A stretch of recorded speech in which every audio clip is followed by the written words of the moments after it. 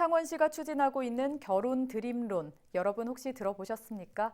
신혼부부를 대상으로 1억 원까지 대출해주고 아이 한 명을 낳으면 이자 면제, 둘째는 원금의 30%, 셋을 낳으면 빚을 모두 면제해주는 제도인데요.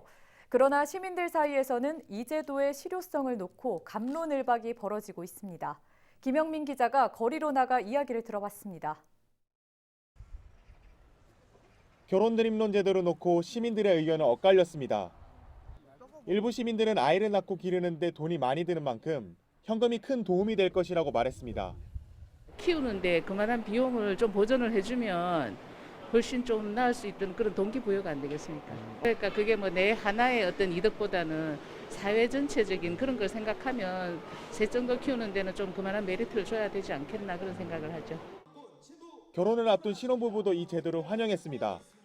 지금 현재 뭐 아이는 없는 상황이지만 그래도 최소 한두 명 정도는 낳을 계획이 있는 거라면 그래도 1억 대출 지원 받고 그래도 최소한의 이자는 면제받을 수 있다는 조건이 되니까 어찌됐든 취지는 뭐 다른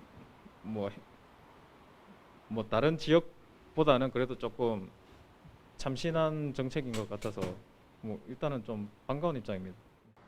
창원시는 이 제도가 특례시 유지를 위해 반드시 필요하다는 입장입니다. 지방자치법 개정안에 특례시의 기준이 인구 100만 명인데 창원시의 인구는 계속 줄어들고 있기 때문입니다. 현재 상태로 이렇게 인구 정책을 간다면 2026년에 저희들이 인구 100만에 근접할 것으로 그렇게 예상을 하고 있습니다. 그런데 지금 저희가 임박해서 인구 정책을 새롭게 한다든지 하면 역부족이기 때문에 우리가 지금이라도 미리 정책을 고민을 한번 해보고 이걸 한번 도입을 해보자. 하지만 대부분의 시민들은 반대의 목소리를 내고 있습니다. 가장 큰 이유는 바로 실효성 때문입니다. 아이를 태어나게 하는 것보다 사람들이 잘 살 수 있는 환경을 만들어주는 게 먼저라는 겁니다.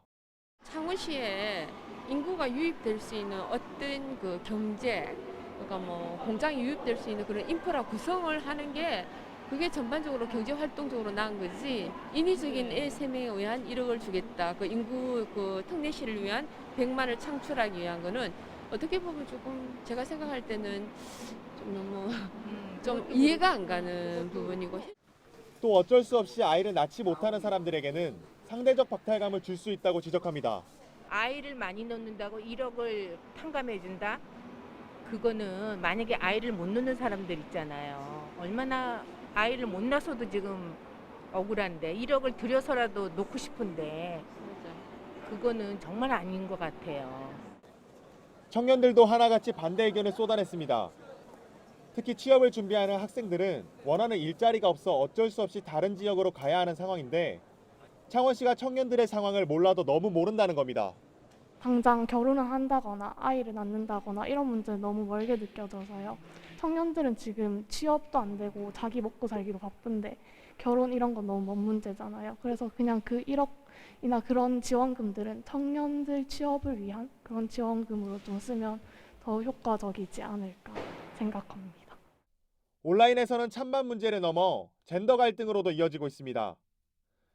특히 일부 여성들은 창원시가 여성 친화 도시로 선정되었지만 정책은 전혀 그렇지 못하다고 지적했습니다. 일단 창원시는 지금 여성을 인구를 증가시키는 출산 도구, 출산 기계로 본다라는 점에서 굉장히 문제적이고 성차별적이라고도 할 수 있는데요. 그런데 아이 3명을 낳아서 기르는 데는 물질적 재화만이 투여되는 것이 아니라 무용적이고 심리적인 자원이라고 할 수 있는 시간과 노고와 엄청난 에너지의 투여를 요구합니다. 그런데 1억 원과 아이 3명의 출산과 양육을 동급으로 두는 것 자체도 돌봄 노동에 대한 어떤 몰이해를 드러내는 것이죠. 제도의 실효성을 두고 갑론을박이 벌어지고 있는 결혼 드림론. 창원시는 오는 15일까지 온라인 설문조사를 진행해 시민들의 의견을 들어보고 이르면 내년 하반기부터 본격적으로 제도를 시행한다는 계획입니다. 헬로티비 뉴스 김영민입니다.